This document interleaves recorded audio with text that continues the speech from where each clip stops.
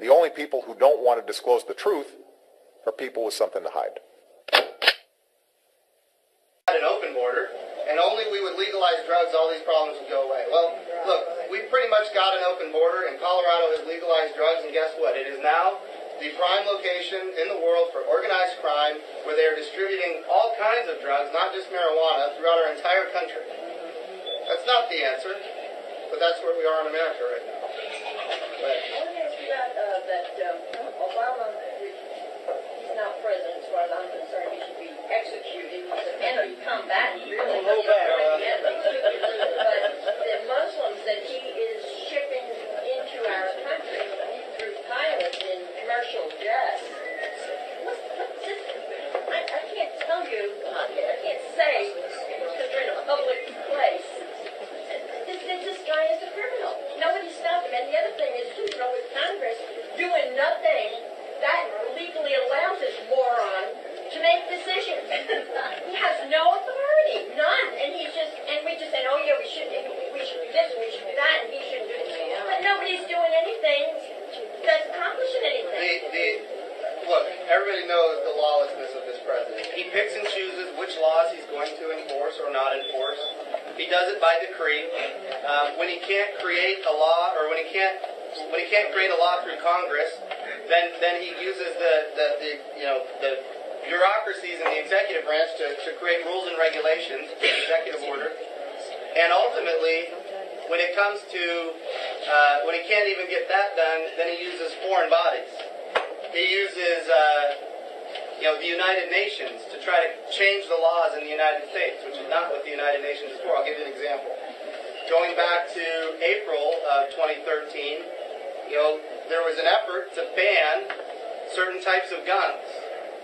Not because they operated any differently than any other type of gun, but because they looked scary. So we're going to ban those because they look scary.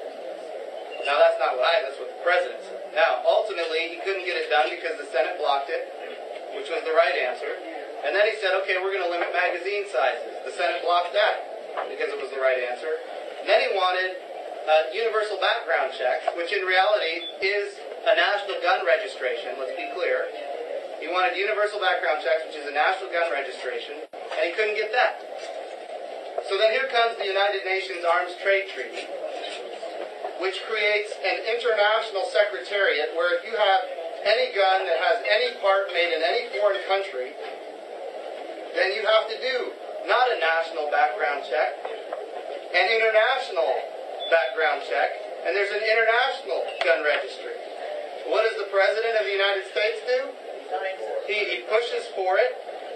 John Kerry pushes for it, and then they sign it. So when they can't get things done through Congress, when they can't get things done through executive order, when they can't unilaterally decree that they're not going to enforce a law, they go to the United Nations and they sign a treaty.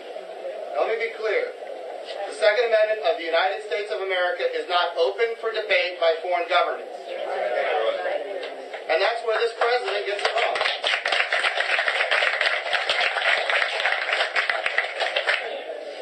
Okay, Dave is telling me I have time for one more question. Yes, ma'am.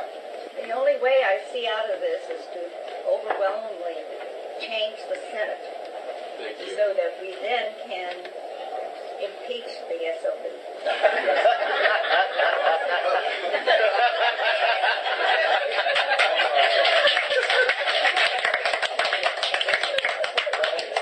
You look so sweet.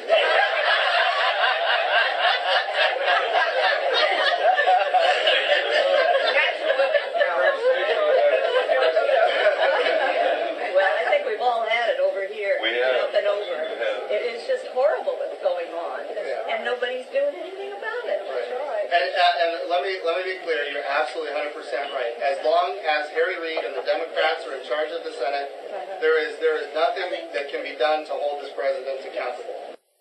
The only people who don't want to disclose the truth are people with something to hide.